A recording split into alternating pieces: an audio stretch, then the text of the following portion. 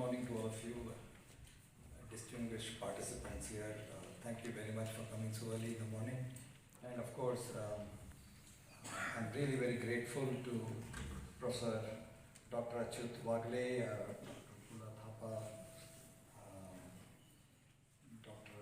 Werner, Dr. David Bidari, Dr. Raghunath, who is with us today, and Dr. Werner, who I think is on the screen along with Professor Elizabeth Rose. Trade openness, economic development, and sustainability are, I think, burning issues around the world, especially with the changing geopolitical scenario that we are all facing. Do I have to do this? Which way does it work? Okay. Right, so all of us know, all scholars here know that trade openness actually leads to access to newer technologies and that actually make production processes more efficient by diminishing the use of inputs such as energy, water, and many other harmful substances. How does this change? It doesn't seem to work. Yeah.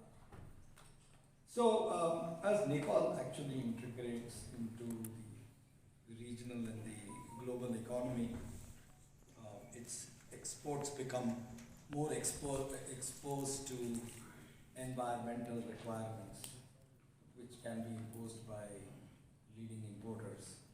And those changes actually flow backwards into the supply chains, and they can stimulate the use of cleaner production processes and technologies. Yeah, thank you.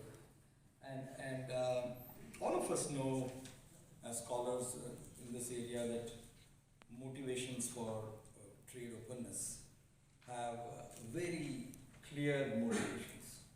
It has to do with the market seeking, natural resource seeking behavior, strategic resource seeking behavior, more importantly, efficiency seeking behavior. But those of us who have studied and also researched in this area also understand that the important question is, will it actually mainstream the marginalized population of the country? That always is a challenge when we look at trade openness. It is a double-edged sword, right? So we understand that very well. And so the question is that will the women, youth, and marginalized groups in Nepal actually benefit from trade openness, and would economic development actually really percolate down to the ones who really have to experience change in their quality of life? And if that is the concern, we already have a policy of subsidizing exports, right, which are based on commodities, agri-produce, and also the talent which is available in rural areas. We have that policy already in place in Nepal. And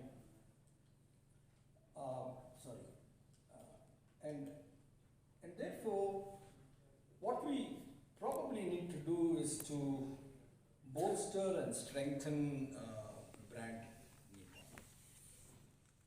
By that I mean that every country has its own brand. If you look at India, India has been recognized world over as a software services hub. Nobody can deny it, right? Similar to that, if you look at the resources and the capabilities in this country, some of your citizens have been very distinguished scholars and intellectual property owners in other geographies and other countries. So the intellectual capital that this country is capable of, and the way we can transform that into better economic development, is something that I think we need to look at in seriousness. And I just wanted to show you a very small video based in one of the states in India called Andhra Pradesh, and there is a hilly region called Araku Valley where tribal people actually stay. How the NGO, the not-for-profit sector, along with the private sector and of course the government, has changed their lives is something I just wanted to, I don't know, some of you probably are from Andhra Pradesh and you're quite aware of this, but can you just play it from there? I think that's easier for you. There's no sound.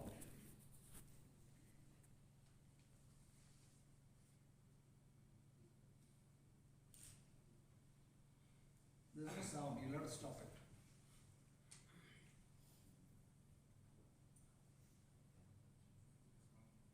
It's too low.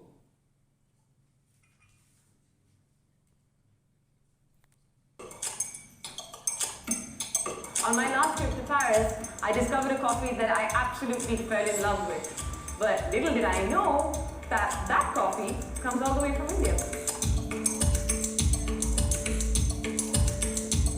Very good coffee, and it's cultivated by Adivasi farmers, which the whole coffee changed their life over the last 15 years, so it's amazing.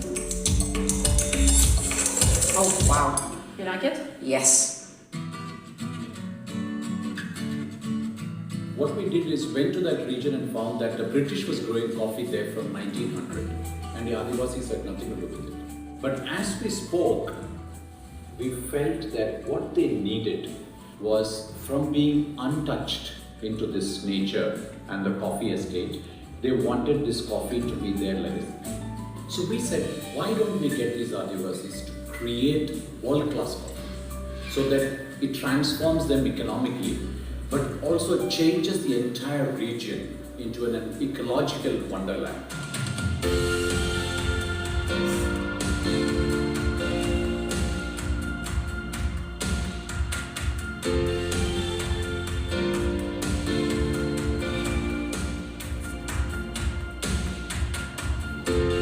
Here we trained our people only harvest selective cherry to take it to the final selected cherries into our process.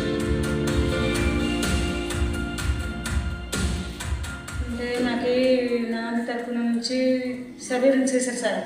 తర్వాత మా ఆయనకి అక్కడ బెంగళూరులో training తీసుకెళ్ళారు sir. Training తీసుకెళ్ళారు. అప్పటి నుంచి అక్కడ నుంచి నేర్చుకొని అలాంటి పని మేము కూడా చేస్తే బాగా పైకి వస్తాము అనేసి అది మొదలు పెట్టాం సార్.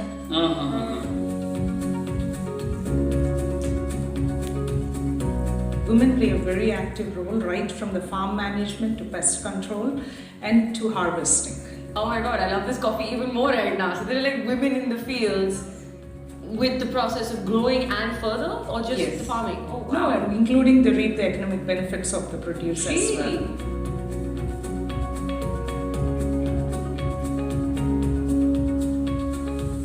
సంవత్సరానికి ఇంకా వలసలు అంటే 10,000 15,000 అంతే అదే వస్తుంది సంవత్సరానికి. కాఫీ వచ్చిన తర్వాత ఇప్పుడు కాఫీ వచ్చిన తర్వాత సంవత్సరంకి ఉన్న వాళ్ళకి 1,50,000 1,50,000 వస్తుంది. What? I also want to work. Yeah, I'm going to work with her in the field.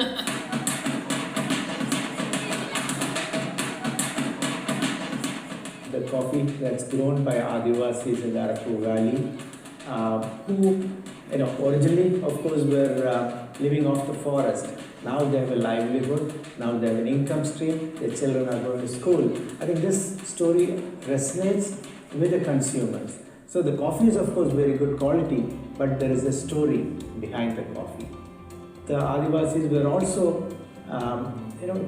rewarded, incentivized, and they also made to feel proud of what they have been able to achieve.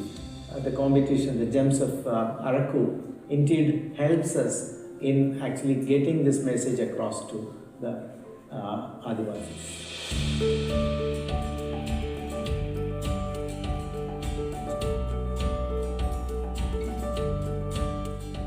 How much coffee fruit is in here? per day it can be 1,000 kilograms, or it can be more than 10,000 kilograms. I'm sorry, did you say per day? Per day, yes.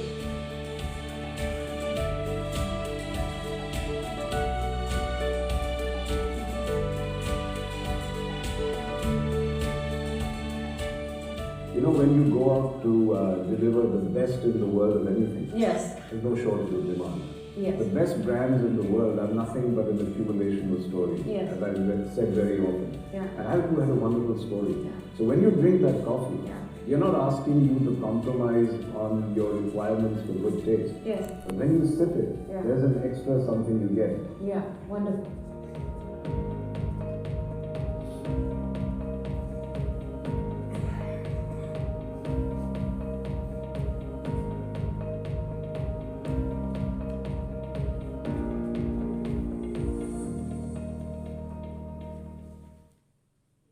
So the way I actually stumbled into this was I happened to visit Visakhapatnam. Those of you who know about Visakhapatnam, and somebody gifted me Arak, and I came home to Bangalore, and I had a friend visiting, so I took him to Starbucks.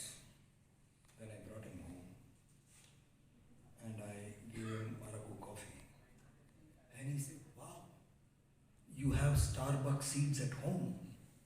And I said, "No, this is not Starbucks. This is Araku Valley." And he could not believe it. He had come back from the US for something. And so that is how I went and investigated this, saying that how is this so good? And this was a great story. I was personally very moved, touched, and I must say I'm very, very pleased that there's something like this which is happening for the tribals. So the idea here is that you have, Nepal has provinces and provincial governments. Each of these provincial governments can actually have a mandate to create a regulatory environment which actually makes cost structures very attractive, based on the local resources, based on the local skills. And if these provincial governments really were to take this initiative in Nepal, given the biodiversity in the entire country, right? So we spread from east to west all the way, and north and south are so very different, but very richly endowed country. You know, your parameters in terms of ESG are better than many countries in the surrounding areas. So I must say that there is a possibility of doing that, and if there was a way to rank these provinces, like in India we rank our states on competitiveness. So we rank our states on ease of doing business, we rank our states in terms of how are they implementing the policies which are being formulated. Formulating policy is very different from implementing, right? So we all know that. And share of investments which are being announced. So if you look at every chief minister in India of each of these states, all of them are competing and trying to do better than the rest, which is a very healthy environment. And I'm very sure some of this is possible in Nepal too, unless you are already doing it. Moving forward on this argument, you know, if we are really focusing on high value exports, right? So we are actually looking for value addition. We must not just bolster tourism experiences, but also enter into digital services. Today, if you were to look at the proportion of ICT trade, comparison to traditional goods and services, ICT is picking up world over. Now, this is possible because if you look at the citizens of Nepal and if you look at the citizens of South Asia,